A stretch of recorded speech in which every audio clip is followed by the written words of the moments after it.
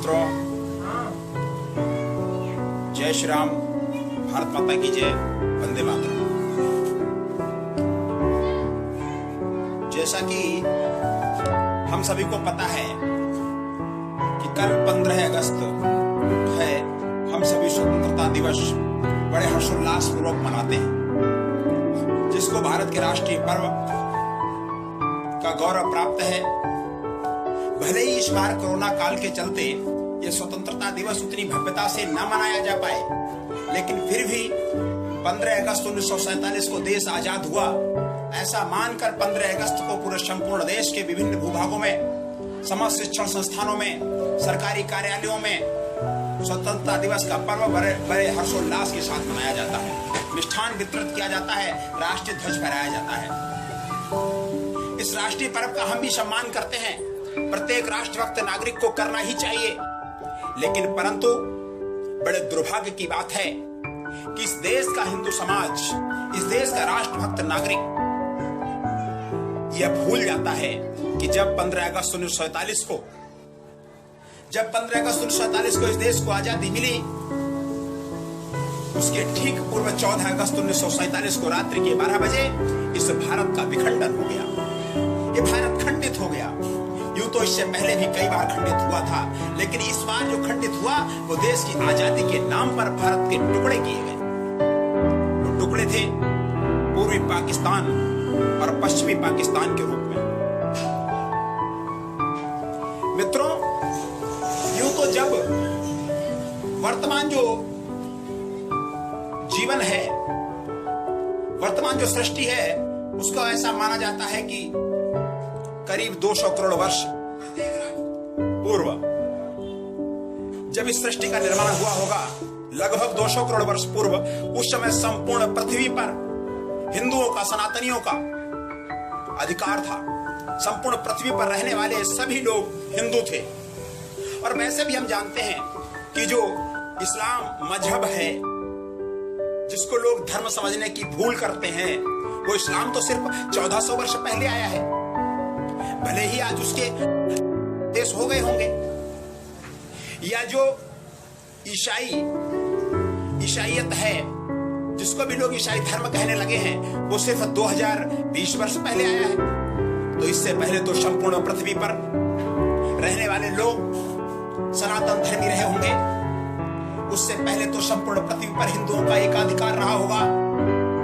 लेकिन खैर, इतने लंबे समय में हम उस इतिहास के पन्नों में इतनी गहराई में नहीं भी जाएं, तो भी हमको याद रखना चाहिए कि जिस समय हमारा देश आजाद हुआ, जिस समय इस देश में अंग्रेज आए, या यूं कह लें कि जब 1857 में हमने देश की आजादी के लिए प्रथम स्वतंत्रता संग्राम प्रारंभ किया, भले ही वो असफल हो गया। उसके बाद अंग्रेजों को ये लगा कि इस भारत पर हम अधिक समय तक राज्य नहीं कर पाएंगे, इसलिए इसको जितना अधिक खंडित कर सकें कर देना चाहिए। मित्रों, याद रहे, मैं जिस समय इस देश के अंदर अंग्रेज आए, उस समय इस देश का क्षेत्रफल 1 करोड़ वर्ग किलोमीटर था। जिस समय इस देश के अंदर अंग्रेज आए, उस समय इस देश का क्षेत्रफल 1 करोड़ वर्ग किलोमीटर था। और 15 अगस्त 1947 को जब हमको तथाकथित आजादी मिली, तब हमारे देश का क्षेत्रफल बचा था सिर्फ 32.5 लाख वर्ग किलोमीटर। राउंड फिगर में बात कर रहा हूं। तो मित्रों, लगभग 2/3 हिस्से गंवाने के बाद अंग्रेजों की शासनकाल में यदि हम कहते हैं कि हमको आजादी मिली, तो मुझे लगता है इससे ज्यादा दुर्भाग्यपूर्ण और कुछ भी नहीं हो सकता।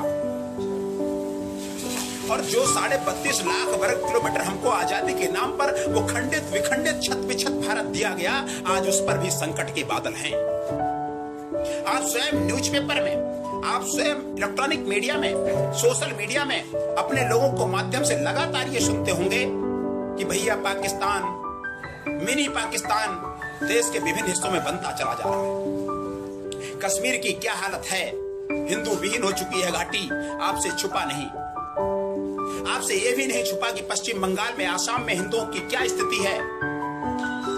हैदराबाद आंध्र प्रदेश में हिंदुओं की क्या दुर्गति है,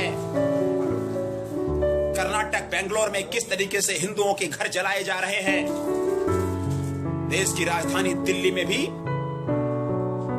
किस तरीके से हिंदुओं के ऊपर ताहिर हुसैन के नेतृत्व में हिंदुओं पर हमले होते हैं, मंदिरों को तोड़ा जा रहा है। हमारे पूर्वांचल के, हमारे पूर्वी भारत के कई, चाहे वो नागालैंड हो, मिजोरम हो, सिक्किम हो, त्रिपुरा हो, सब ईसाई बहुल हो चुके हैं, हिंदू विहीन होते जा रहे हैं। और ये सत्य है कि जब जब जहां जहां हिंदू घटा वहां वहां भारत कटा। इसके अलावा चाहे वो हरियाणा हो, चाहे उत्तराखंड हो, उत्तर प्रदेश हो, मध्य प्रदेश हो, झारखंड हो, राजस्थान हो, हिमाचल हो, चाहे वो कर्नाटक, महाराष्ट्र हो, तमिलनाडु हो, केरल हो, हर जगह लगातार अगर आप बात करेंगे आपको सुनने को यही मिलेगा कि भैया यहां मिनी पाकिस्तान बन गया, भैया यहां मिनी पाकिस्तान बन गया, भैया यहां हिंदुओं का रहना मुश्किल हो रहा है, भैया यहां लफ्जियात चल रहा है, भैया यहां मंदिर तोड़ दिया गया, भैया यहां गौ हत्या हो रही है। यानी देश के विभिन्न हिस्सों में जो हमको ये खंडित भारत हमको प्राप्त हुआ है, उसमें भी लगातार छोटे छोटे मिनी पाकिस्तान बनते जा रहे हैं। हिंदुओं का रहना दूभर होता जा रहा है, हिंदुओं की बहन बेटी वहां का मठ मंदिर सुरक्षित नहीं है, चाहे वो पालघर महाराष्ट्र का हो, चाहे वो उत्तर प्रदेश का मेरठ हो, बुलंदशहर हो, हिंदुओं की साधु संतों की लगातार हत्याएं हो रही हैं। अर्थात मुझे आप बताइए कि उस स्वतंत्र भारत में भी आप कहां सुरक्षित हैं? मनाते रहिए स्वतंत्रता दिवस, मनाइए स्वतंत्र भारत की खुशियां, लहराइए तिरंगा झंडा, बांटिए लड्डू और जलेबी और गाइए स्वतंत्रता के गीत। लेकिन जरा अपने हृदय पर हाथ रख करके भी देखिए कि यह स्वतंत्रता के गीत गाने से, मात्र तिरंगा फहराने से, लड्डू और जलेबी बांटने से क्या आपका भविष्य सुरक्षित है? क्या आपका देश सुरक्षित है? क्या आपकी बहन बेटियां सुरक्षित हैं? क्या आपकी संपत्तियां, नौकरी और व्यवसाय सुरक्षित हैं? क्या आपका घर और परिवार सुरक्षित है? इसलिए स्वतंत्रता दिवस मनाइए। यह अखंड भारत का संकल्प सिर्फ भावनात्मक मुद्दा नहीं है, यह अखंड भारत ही आपकी बहन बेटियों की सुरक्षा है, यह अखंड भारत ही आपकी आने वाली पीढ़ियों की सुरक्षा है, यह अखंड भारत ही आपके नौकरी और व्यवसाय की सुरक्षा है, यह अखंड भारत ही आपकी भारत माता की सच्ची सेवा है। जब 1857 में हमने अंग्रेजों से स्वतंत्रता के लिए संग्राम प्रारंभ किया, भले ही वो कुछ त्रुटियों के कारण असफल हो गया होगा, उसके बाद भी हमारे भारत को अंग्रेजों ने षड्यंत्र पूर्वक कई बार विखंडित कर दिया। मैं आपको बताना चाहता हूं, इस देश को 24 बार मुगल काल में तोड़ा गया और इस देश को 7 बार 8 बार अंग्रेजों ने तोड़ा। 1857 की क्रांति के असफल होने के बाद अंग्रेज इस देश के खंड खंड करने में लग गए और फिर हमको प्राप्त हुई वो टूटी फूटी तथा कथित आजादी। जरा एक नजर डालते हैं कि कब और कितना क्षेत्रफल अंग्रेजों ने हमसे बड़ी चालाकी पूर्वक काट कर अलग कर दिया और हम स्वतंत्रता के गीत गाते रहे। 1857 की क्रांति के असफल होने के बाद अंग्रेजों ने सबसे पहले 1876 ईस्वी में अफगानिस्तान को हमसे अलग कर दिया और वो क्षेत्रफल जो हमसे अलग हुआ वो था 6,34,000 वर्ग किलोमीटर। 1876 में अफगानिस्तान जो हमसे अलग हुआ उसका क्षेत्रफल था 6,34,000 वर्ग किलोमीटर। ठीक उसके बाद अंग्रेजों ने 1904 ईस्वी में नेपाल को हमसे काट कर अलग कर दिया और हमारा जो क्षेत्रफल था, हमारा भूभाग था, वो चला गया 1,29,000 वर्ग किलोमीटर। उसके तुरंत बाद उनकी षड्यंत्र रुका नहीं। उसके तुरंत बाद 1906 में उन्होंने भूटान को हमसे अलग कर दिया और उसका क्षेत्रफल जो हमसे काट कर अलग किया गया वो था 46,000 वर्ग किलोमीटर।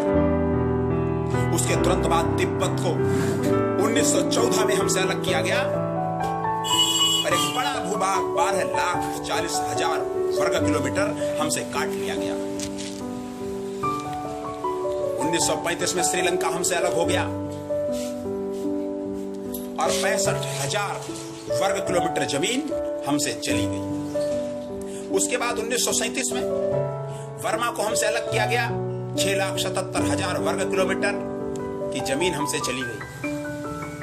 उसके तुरंत बाद 1947 में 14 अगस्त को जो हमको आजादी के नाम पर मेरे देश के टुकड़े किए गए, 14 अगस्त 1947 को पाकिस्तान और बांग्लादेश के रूप में 9,47,000 वर्ग किलोमीटर हमारी भारत माता को काट दिया गया।